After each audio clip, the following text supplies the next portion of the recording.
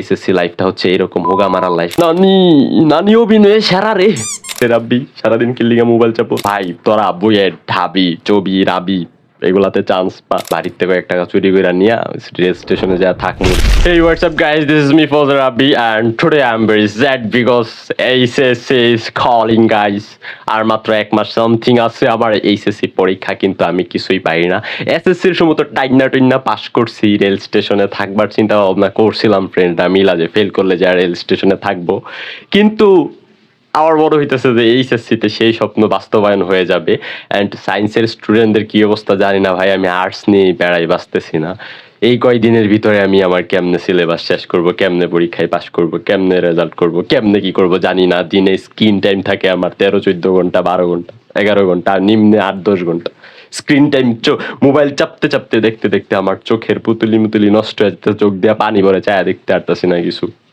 আর আম্মু আব্বু তো আছেই, ও আব্বু তো কম কই, আম্মু তো সারাদিনই পড়স না কিরে রাব্বি, কই তুই কিরে রাব্বি, সারাদিন কিল্লিগা মোবাইল চাপোস, কিরে রাব্বি পড়া নাই, কিরে রাব্বি ফেল করবি, কিরে হ্যান হইছে ত্যান হইছে, কিরে খাস না, কিরে পড়স না, কিরে খাস না, কিরে পড়স। এটি শুনতে শুনতে তো কান আরো জ্বালা ফালা হয়ে গেছে। মানে ভাই, পরীক্ষা বাঙালির জীবনে, এই আমাদের জীবনে যে কি দুর্গতি ডেকে আনে, আমাদের ব্যাক বেঞ্চারদের জীবনে পরীক্ষার মতন খারাপ জিনিস পৃথিবীতে আর 2টা নাই, সেটা কেউ বোঝে না। এই পরীক্ষা ব্যবস্থা কেন দেশ থেকে তুলে দেওয়া হয় না সেটা আমি বুঝতেছি না। আপনাদের অবস্থা কি একটু কমেন্টে জানায়েন। এরপর আমি আপনাদেরকে একটা প্ল্যানিং দিই যে যদি আমাদের পরীক্ষা খারাপ হয় তাহলে আমরা কি করতে পারি, কি করার আছে আমাদের। দেখেন, এই যে আমার পরীক্ষার সামনে আমি বৈশা বৈশা ভিডিও বানাইতেছি, এখন এখান থেকে যদি কিছু না হয় তাহলে তো বদনামের শেষ নাই, ছেলে নষ্ট হয়ে গেছে ভিডিও বানাই, পরীক্ষার মধ্যে ফেল। তারপর হচ্ছে পরীক্ষার মধ্যে যদি খারাপ রেজাল্ট হয়, আমি চিন্তা করছিলাম এই এসএসসির সময় যে আমাদের শ্রীপুর রেল স্টেশনে খিচুড়ি বানাই 30 টাকা করে, বাড়ির থেকে 1 টাকা চুরি করে নিয়ে রেল স্টেশনে যা থাকবো। রেল স্টেশনে থাকলে তো প্ল্যাটফর্মে থাকবো, আর ভাড়া দিতে হইতো না তো প্ল্যাটফর্মে থাকলে, হয়তো কমলাপুর যা থাকবো ওই রেল স্টেশনের পাশ থেকে দুপুরবেলা খিচুড়ি খামু কিনা, যখন টাকা শেষ হয়ে যাবো তখন প্লেট টেট মাইজা দিব, বিনিময়ে যদি একটু খিচুড়ি খাইতে দেয় ওইটাই খাবো আর কি, ওইটা খায়া জীবনযাপনটা করবো। তাছাড়া আর কোনো অপশন খুঁজা পাই নাই, মানে এসএসসির মানে ম্যাথ পরীক্ষা দিয়া এই চিন্তাই করছিলাম। আর এইচএসসির ইংরেজি ভাই, আর্টসে পড়া ইকোনমিক্স নিছি এখন ওইটা, তারপর আর কি সাবজেক্ট জানে আছে, আচ্ছা যাই হোক ইংরেজিটা বিশেষ করে, মানে আইসিটি নিয়েও পোলাপাইন প্যারা খাই। আর আমি তো বড় হয়ে গেছি, আমি তো আরো বাস খাই।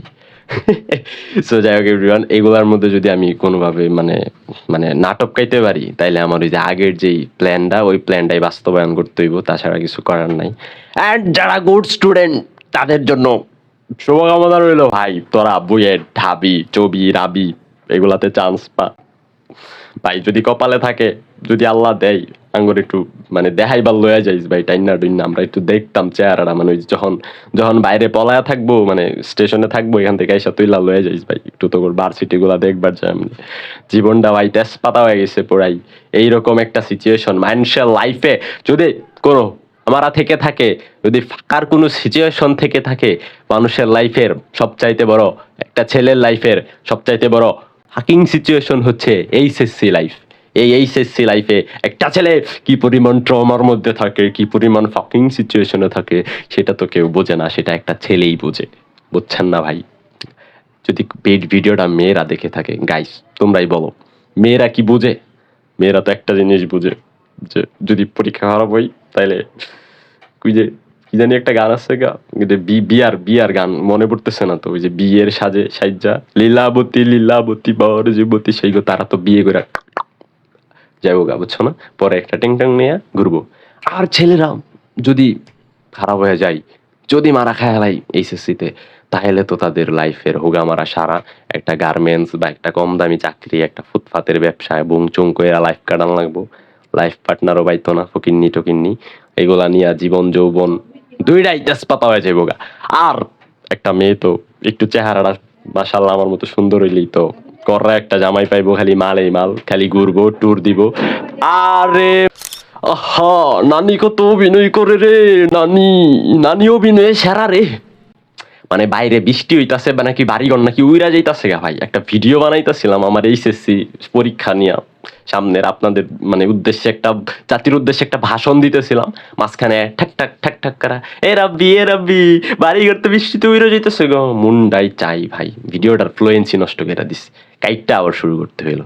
যাই হোক এভরিওয়ান, যেটা বলতেছিলাম, কি যে বলতেছিলাম অনেক ফ্লুয়েন্সি ভাইরাল হয়েছে, যাই হোক বলি কিছু একটা, যে ওই যে ট্রেন স্টেশনের কথা বলতেছিলাম যে ভাই তোদের ভার্সিটি টার্সিটিতে নিস। যাই হোক, সো এইচএসসি লাইফটা হচ্ছে এরকম হোগা মারার লাইফ একটা ছেলের জীবনে।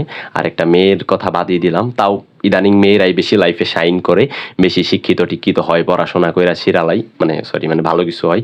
আর ছেলেরা ওই যে বিজনেস করে ফুটপাতে আর বুংচুং করে লাইফ কাটায়, আর দু একজন ভালো হইলে হয়, না হইলে শেষ।